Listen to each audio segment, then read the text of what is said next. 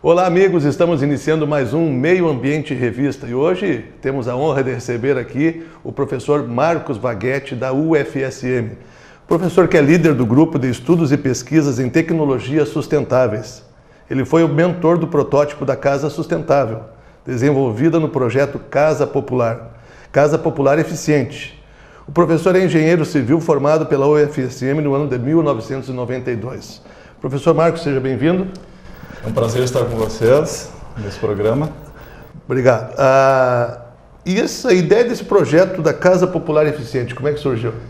Bom, esse projeto nós temos assim, dividido em várias etapas, né? Então é um projeto da Casa Popular Eficiente. Então nós começamos o trabalho na UBRA, em Santa Maria, no curso de Arquitetura e Urbanismo.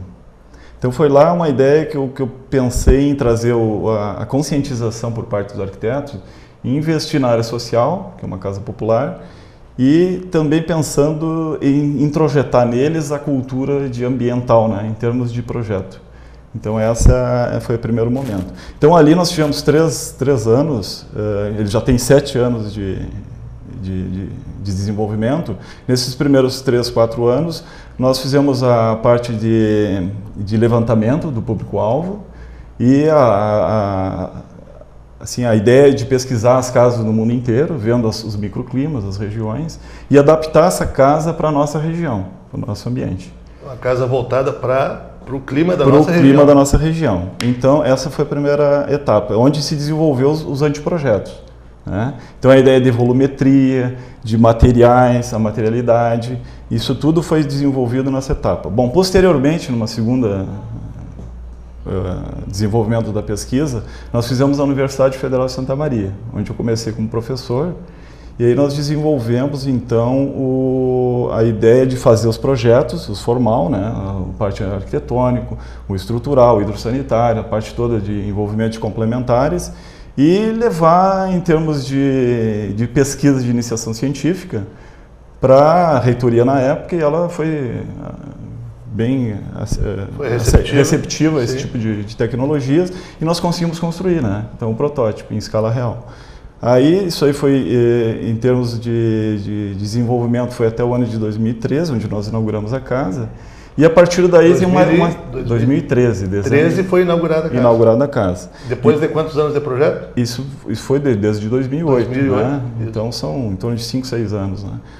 Aí a partir dessa etapa, nós começamos então a fazer a avaliação pós-ocupação, os ensaios específicos de conforto, né? Então, conforto acústico, conforto térmico e desenvolvimento experimental em nível de laboratório das resistências dos materiais. Resistência de tijolo, solo e cimento, né? Que a ideia principal seria a tecnologia de solo e cimento, implantar ou resgatar a utilização da terra crua como uma forma de... Essa é a composição do tijolo usado na construção. Então o tijolo é solo-cimento. É solo-cimento. Qual é que é a composição dele? A composição é em torno de 8 a 10% de cimento e praticamente um solo arenoso. Arenoso na sua composição. O cimento ele é usado só para dar liga nesse... A liga no processo, e o grande diferencial desse tijolo é não precisar da queima, né? Que o material cerâmico convencional, que é utilizado em obras, eles têm o processo de queima. E essa queima gera combustão e CO2 para o ambiente. Fora as árvores derrubadas ainda para gerar essa queima. Para gerar essa queima dentro das olarias. Então isso aí, em termos ambientais, é uma... Não digo uma inovação, porque isso aqui já é um produto que já foi em algumas tempo já foi feito residências com esse tipo, né? Sim. E agora está se voltando, então eu quero resgatar este uso do solo, né? Como se fosse... buscando sempre a sustentabilidade. Fazer sustentabilidade. Então, assim, o projeto da casa, ele tem a materialidade toda em termos de materiais que são ecoeficientes, né? Então, o piso é de PVC reciclado, né? Já começa pelo piso. Então, a tecnologia é de alvenaria estrutural em solo-cimento. Sim. Né?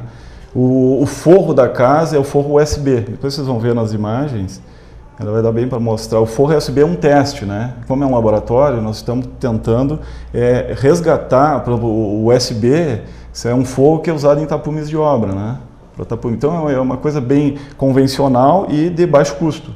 Nós estamos tentando aproveitar ele como forro da residência. E ele tem em relação à temperatura? Temperatura, tudo, ele já tem algumas respostas positivas, né? Sim. Mas claro que agora com o desenvolvimento do trabalho é que nós vamos ter mais a certeza da sua eficiência, né? Sim. Até em termos de umidade, né? Porque o grande diferencial é esse, né? Se conforme o tipo de material, ele tem absorção muito de umidade e isso aí pode prejudicar. Né? O piso de PVC, o forro... Então, as paredes de solo cimento, o forro de USB, né, que são partículas de madeira de reflorestamento, sim, tudo com colas, né, com sim, resinas, né, e a cobertura em telhas Tetra Pak, né. Então, são embalagens de leite longa-vida, que eles fazem a recomposição, para fazer o trabalho de reciclagem, recomposição, o trabalho de prensagem, para fazer a nossa telha de Tetra Pak. Essa telha Tetra Pak, ela é feita com a embalagem do leite. A embalagem do leite, só que eles dispensam o papelão que tem nessa, sim, embalagem e ficam com a parte de alumínio e o plástico que tem internamente. Isso que eles aproveitam para fazer um trabalho, né, de trituração, tudo, e a resina, tudo, para fazer a telha. Né? Ela fica resistente e também, na questão térmica, também... Ela tem espessura de 8 milímetros, que é o padrão dela, 8 milímetros, extremamente resistente e flexível, né? Ele absorve, porque o plástico, como ela é maleável, sim, e tem uma certa ductilidade, então ele permite com que ela tenha bastante flexibilidade em termos de... E resistente, né? E resistente. A importância, né, professor, de um projeto desses, eu lembro que a gente, quando é mais jovem, né, a gente ouvia alguns ambientalistas e pessoas da área do meio ambiente dizendo, olha, se nós não cuidarmos do meio ambiente, daqui uns anos vai acontecer isso, vai acontecer aquilo, né, a camada de ozônio vai começar a ser afetada e tal. E não faltava quem dizia assim, isso é papo de ambientalista, é papo de louco que quer atravancar o progresso, uhum, né? Só que hoje parece que esse futuro chegou, professor. Chegou. Tanto que nas minhas palestras, nas minhas atividades, eu sempre mostro assim, ó, que a questão ambiental ela é muito preocupante. Sim. Tá? Globalmente já se tem estudos muito contundentes que o aquecimento da Terra está realmente, em termos de camada, né, está realmente dando várias interferências nos oceanos, né, a elevação de marés e grandes desastres naturais. Então existe isso aí e até tem vários documentários que falam, sim, sobre, sim, isso, né? Sim. Muitos voltados para a área política, né? Mas igual tem muitos artigos científicos mostrando e dando importância realmente para esses efeitos, né? E no fim, né, quem dera alguém tivesse dado ouvidos naquela época, aqueles loucos, então, né, que já alertavam naquela época sobre os riscos, né, de não cuidarmos do meio ambiente. Quem sabe hoje o El Niño tivesse um efeito muito menor do que tem com essas últimas tempestades aí que aqui em Santa Maria a gente vivenciou e até agora ainda estamos vivendo, né, os efeitos, que o poder público, né, professor, o poder público no fim acaba gastando muito dinheiro para depois repor essas questões que o vendaval destrói, né? E parece que esse mesmo poder público não se interessa em atacar, fazer a prevenção disso tudo, né? Tanto o poder público quanto também, né?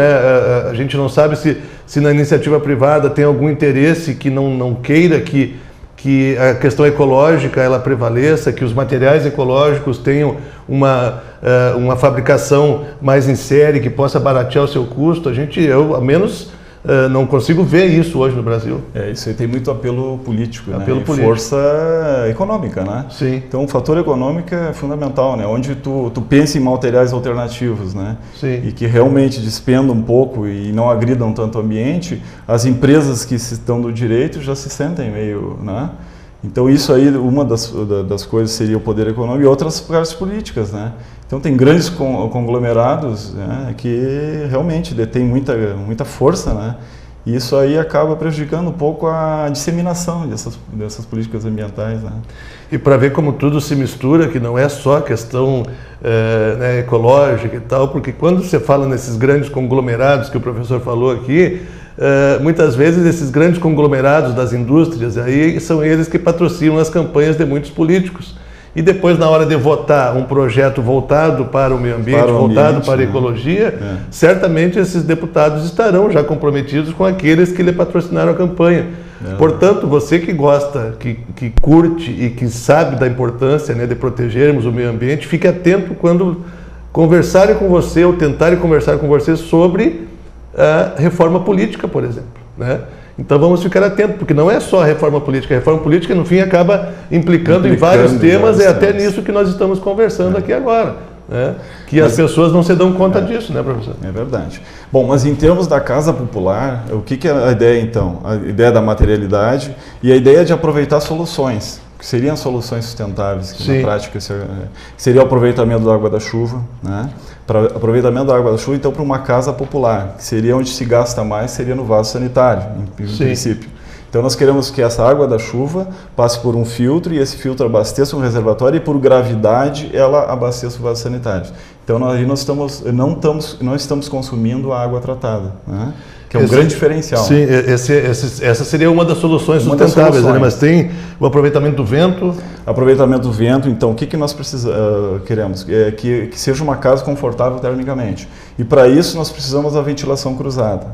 Então, o que nós dotamos a volumetria e a geometria do todo o conjunto para que o ar entre e saia de uma forma adequada, por esquadrias previamente colocadas na casa, com seus tamanhos definidos. Então, não precisa tamanhos grandes de abertura, mas sim as aberturas do tamanho certo, proporcionais nos lugares certos. Então, isso que nós estamos estudando e estamos levando em efeito. Porque até isso, a medida a área da peça, a abertura tem uma proporção, né, adequada para isso. Então, tem a ventilação cruzada, depois vocês vão ver um projeto, ventilação cruzada no sentido norte-sul, né, que seria entradas e saídas, as paredes cegas, ou seja, paredes que possibilitem a solução verde, né, são paredes verdes, que as plantas caducifólias, né, que nas paredes o projeto... As paredes oeste e norte, então são paredes cegas, que não tem janelas nem aberturas, mas que permitem o quê?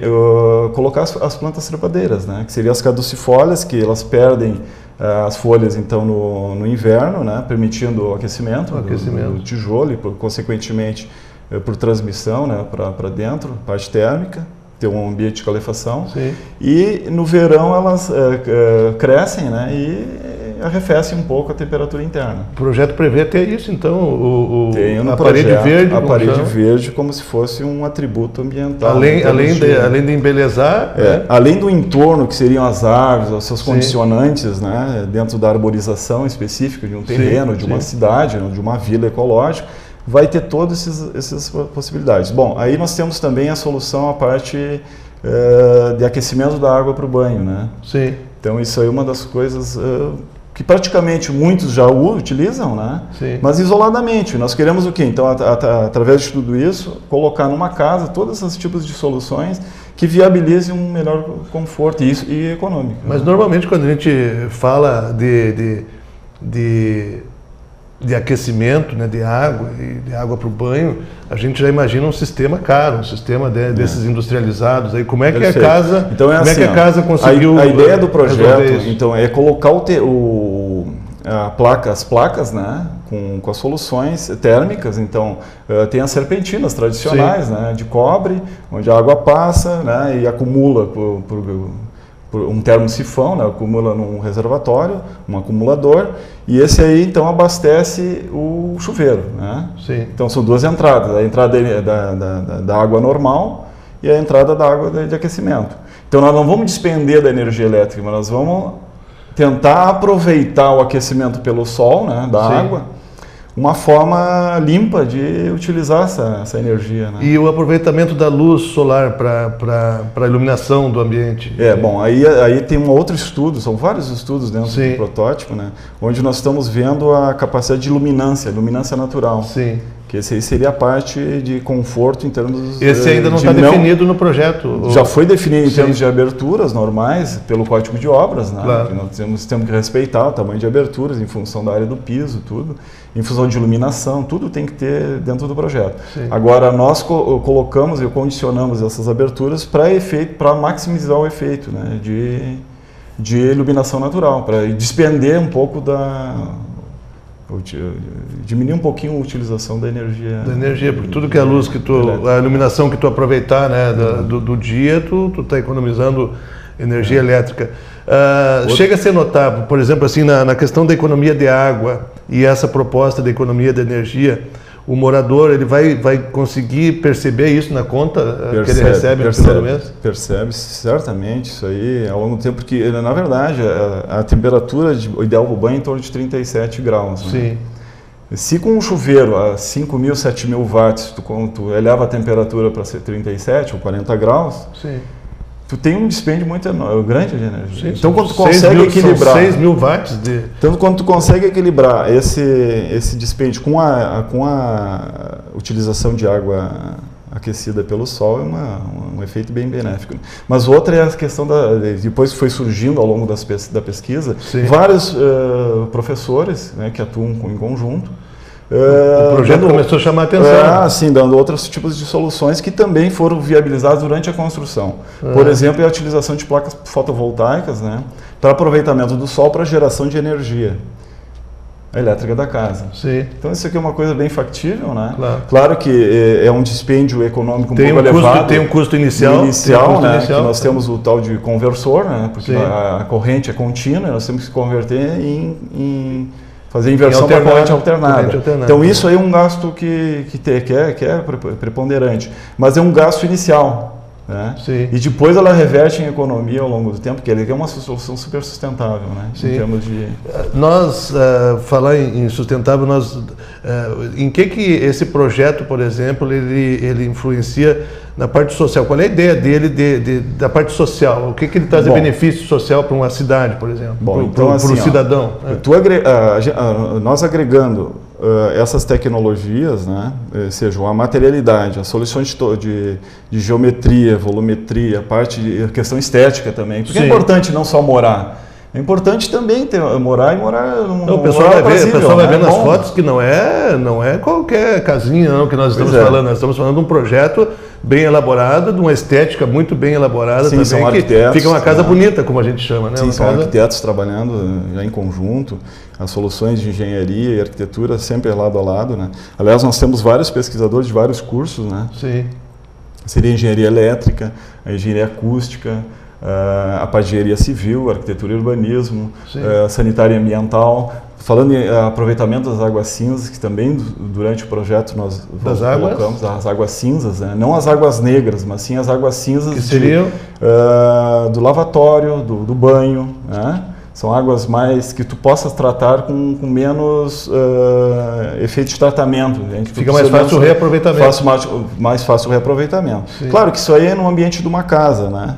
Mas a ideia no futuro é fazer então uma vila ecológica, né? Pensando em tudo, né? Pensando em colocar essas casas dispostas com orientação solar adequada, né? Sim.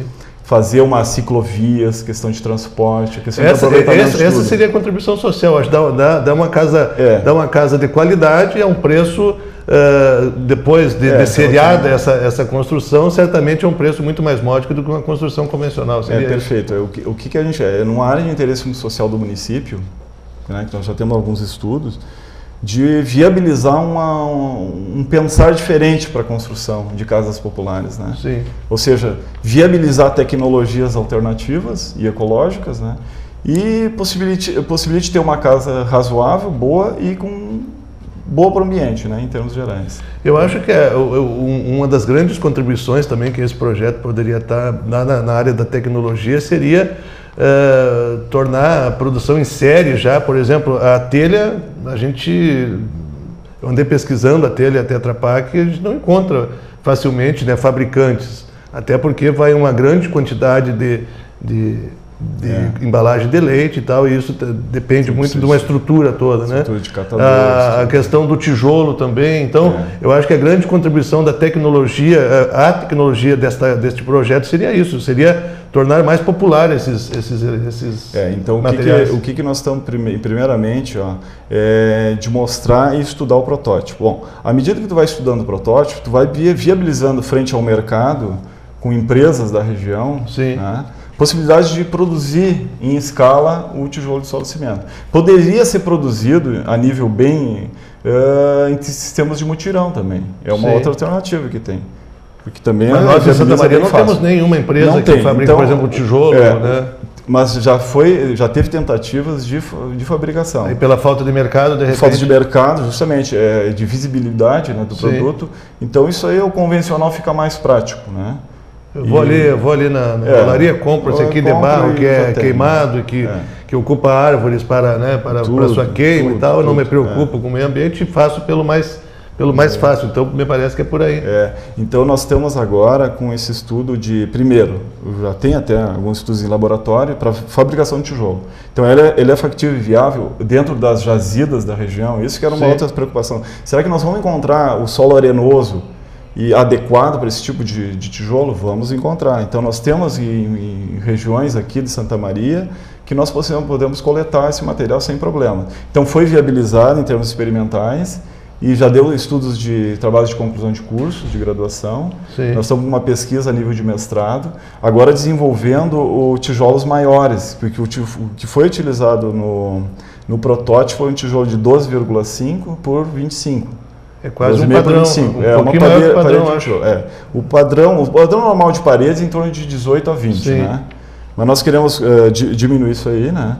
E viabilizar, assim, não um tijolo pequeno, mas um tijolo maior, que eu possa fazer a construção mais rápida, em termos de produção por metro quadrado, entende? Claro. O que se utiliza hoje numa parede em torno de 65 tijolos, com esse tamanho, nós viabilizando um tijolo maior, ou com outros sistemas de encaixe, possibilite tu andar mais rápido, né? Nesse sistema de encaixe que eu vi ali, o tijolo fica, não vai massa entre os tijolos. Então dá para entender que daqui a pouco a chuva vai vir ali e vai entrar por entre os tijolos. Para isso nós temos já uma outra ideia também do projeto, que seria a tinta. Então assim, o sistema de alvenaria estrutural, que é o tijolo sobre encaixe, né? Nesses tijolos modulares, eles simplesmente se encaixam no outro. Então eles têm um vazado central, depois vocês vão ver nas figuras, que eles possibilitam a passagem de tubulações hidrossanitárias, né? A ferragem e a parte elétrica, né? Então nós podemos colocar os dutos internamente, não precisa ficar visível na casa. Os dutos não fica nada aparecendo. Nada aparecendo. Então o projeto é feito certamente com os pontos corretos, né? De descidas das canalizações, para efeito de colocar a parte hidráulica e elétrica. Então isso aí facilita bastante.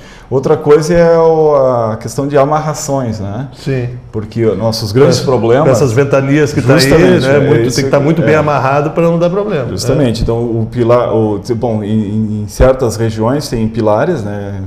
Em termos de alvenaria, né? Onde se coloca a ferragem dentro dos dutos e preenche com concreto. Né? Então eles são grauteados, que a gente fala, em certos pontos, que dá uma segurança no conjunto estrutural e também viabiliza a amarração do telhado. Então esse telhado tem que ficar bem amarrado para evitar os problemas de ventania, né? De arrancamento. O telhado bem amarrado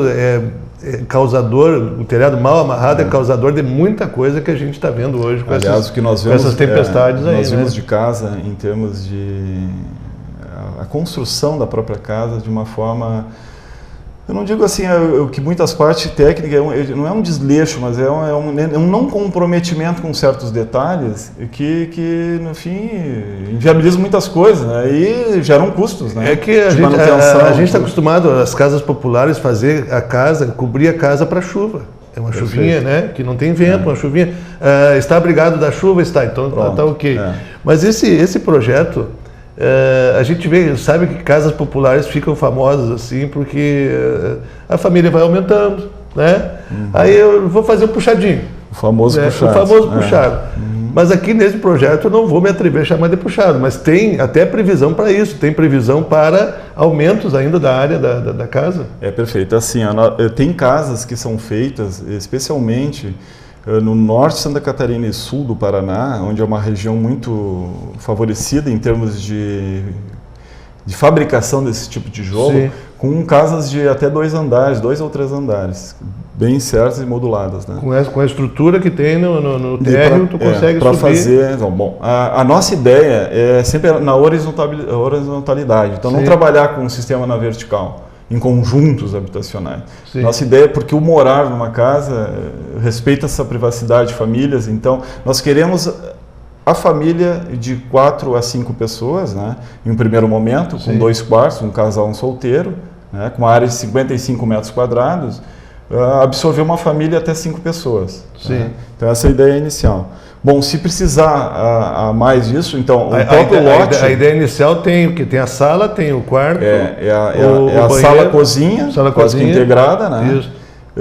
O quarto de casal, o quarto solteiro e um banheiro. Tá, esse é o básico. É o básico, que é feito para todas as casas populares. Aliás, tem, né? mais do que muita casa popular já no seu início. Em torno de 55. As casas populares giram em torno de 47 a 55 metros, em torno disso aí. E, 50 metros, e já fica previsto mais que pode ter ainda mais um aumento. Bom, aí sim. Então, isso é um módulo onde nós possibilitamos, dentro da geometria da casa, favorecer a ampliação em módulos de quartos para o fundo do terreno. Que mantenha todo o padrão, o espírito da concepção do projeto. Tem a previsão pelos arquitetos e em conjunto, né, que nós decidimos que a casa tem possibilidade de expansão. Né? Ela tem, o original, tu falaste, ela tem quantos metros de área? Tem 55 metros. 55 e pode chegar até... Assim, aí... Mas sempre em módulos tipo de 9, 8, 9, 10 metros quadrados. Pode ficar ampliando, né? Aos fundos do terreno. Bom, a ideia seria um lote de 10 por 25 ou 10 por 30. Isso aí, no futuro, a gente vai ver, conforme a área, conforme as disposições, tudo, quais são os lotes adequados, né? Dentro desses tipos de estudo. E o relevo da área do terreno? A topografia, aproveitar a topografia, né? Não fazer movimentos de terra. Essa é outra premissa de construções sustentáveis, é não trabalhar com movimentos de terra, ou ter que nivelar terrenos, tem que fazer cortes e aterros, então evitar esses cortes de aterros também, né? Nas tempestades que nós estamos vendo, nas ventanias, esses cortes de aterros são responsáveis por muitos deslizamentos. Né? Deslizamentos, a natureza demorou 300 anos, 1 milhão de anos para fazer aquele barranco daquela maneira, o homem vai ali e atora ele perde toda a sustentação dele, e aí depois a chuva começa a infiltrar e carrega tudo por diante, levando inclusive as casas que tem ali. Então até nisso o projeto pensou. Perfeito, aí que são políticas habitacionais, ou seja, políticas de cidades, né? Onde nós temos que prever o crescimento da cidade, nós temos que ver as áreas de risco da cidade, então tem que ter um mapeamento geotécnico, né? Onde leve os fatores de risco, né? Onde são especialmente as precipitações, as partes de rios, né? O aumento, as enchentes devido a inundações, né? Também a questão de geotecnia da parte de solo, né? A questão dos deslizamentos, então saber realmente o que tem, né? Em termos de geologia e a topografia. Sim. Esse teu projeto, esse projeto de vocês já foi apresentado em outros lugares também? Sim, então nós viemos apresentando ele ao longo do tempo, que já saiu em outras reportagens, outras TVs, né? TV Campos, inclusive, que nós mostramos todo esse aparato. O que nós queremos é a disseminação, né? Porque os prefeitos, vereadores e comunidades da região, né, possam se sensibilizar a esse tipo de construção, né? Então foi apresentado na Profitex, que teve mais de 6 mil visitantes na casa, em termos de para a população, mais para os estudantes, né? Então, viabilizar uma forma de pensar em construção, ou seja, até despertar neles o interesse pelo ecológico, pelo ambiental, né? Sim. Então, aí eu acho que até estaria uma boa área de preocupação, né, e de interesse para a associação dos municípios aqui do centro do estado, porque se um município só fizer o projeto, de repente não viabiliza, mas se todos os municípios se unirem, né, qual é a expectativa do professor para que esse projeto vá adiante? Bom, a nossa agora intenção é fazer uma avaliação, em termos de pesquisa, fazer um projeto de extensão com avaliação pós-ocupação. O que seria? Seria alguém morar na casa para viabilizar a ver todas as soluções que tem na casa. Se realmente vai ter conforto, o acústico, o térmico, se realmente vai ter essas soluções de água do banho factível e uma forma boa, né, adequada. Pensando na água da chuva, será que ele vai ter reflexo, vai ter o suficiente a resposta, entende? O tijolo, fazer testes de materiais, avaliação pós-ocupação, né? E também... E após, bom, aí é um projeto de envergadura, onde eu penso, até levei já para prefeitos e tudo, é construir uma vila. Essa é a minha grande intenção, né? É de pegar essa casa, não estritamente este projeto em si, mas alguma... dentro da forma construtiva de volumetria e possibilitar fazer uma vila ecológica. Então aí pensando em tudo, né? Essa que é a ideia. E a ideia também é que você tenha, né, o apoio do poder público, né, e das indústrias e do comércio local e das cidades do entorno de Santa Maria também, para que a região possa levar adiante esse grande projeto. Quero agradecer imensamente, professor, a sua presença aqui no programa Meio Ambiente em Revista, falando hoje sobre a Casa Ecológica. Foi um prazer tê-lo aqui e estaremos com você no próximo programa Meio Ambiente em Revista. Até lá. Obrigado.